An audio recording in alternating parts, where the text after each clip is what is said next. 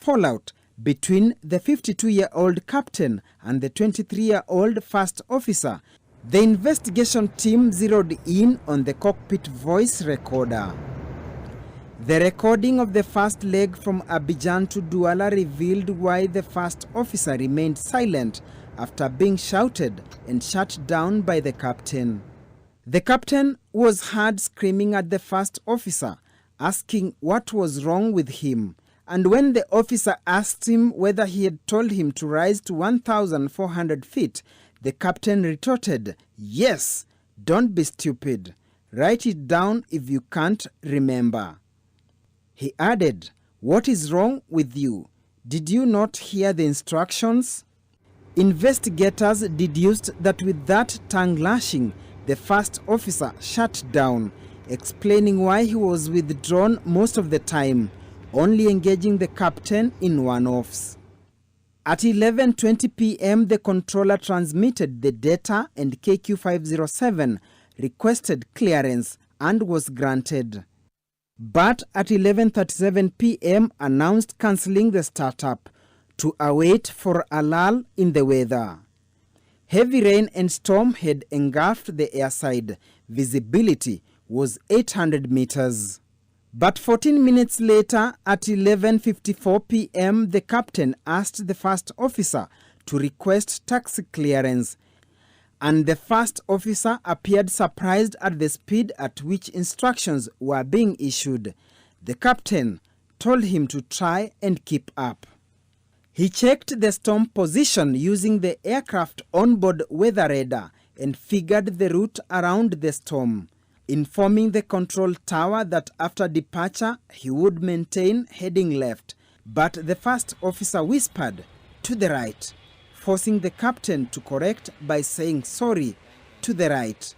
It seems the captain's mind was engaged on how he would navigate the heavy storm. At 6 minutes past midnight, KQ507 took off without takeoff clearance by the control tower, which is a major procedural breach. At 1,000 feet climbing, the captain released the flight controls after 55 seconds and called OK command, but the first officer did not respond in affirmation. The autopilot was not engaged. The captain released flight controls without having engaged the autopilot. The plane was flying itself. The captain appeared unaware of the aircraft's changing altitude and reportedly utters an expression of surprise. The plane began tilting sharply to the right, and at 34 degrees, the bank angle warning sounded. That was when they realized the autopilot was not engaged, prompting intense action in an attempt to level the plane.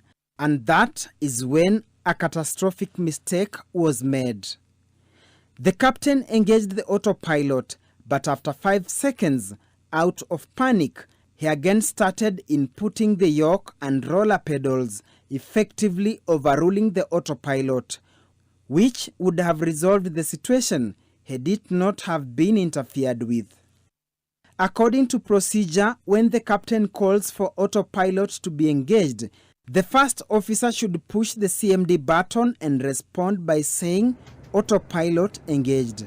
Just before the bank angle warning sounds, the captain grabbed the controls, appeared confused about the attitude of the aircraft, making corrections in an erratic manner, increasing the bank angle to 50 degrees right.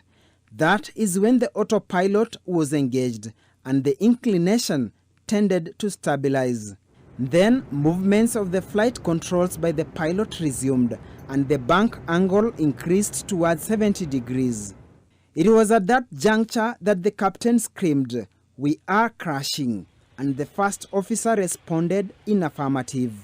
A prolonged right rudder input brought the bank angle to beyond 90 degrees and the aircraft descended in spiral dive. The first officer frantically called out to the captain to level the wings by the right, then quickly corrected and insisted, "Left, left, left, Captain."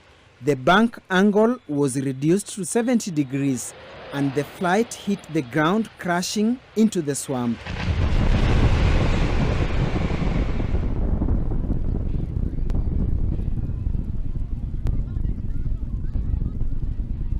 From my initial investigation on the ground, it was that there was a disagreement between the first officer and the pilot.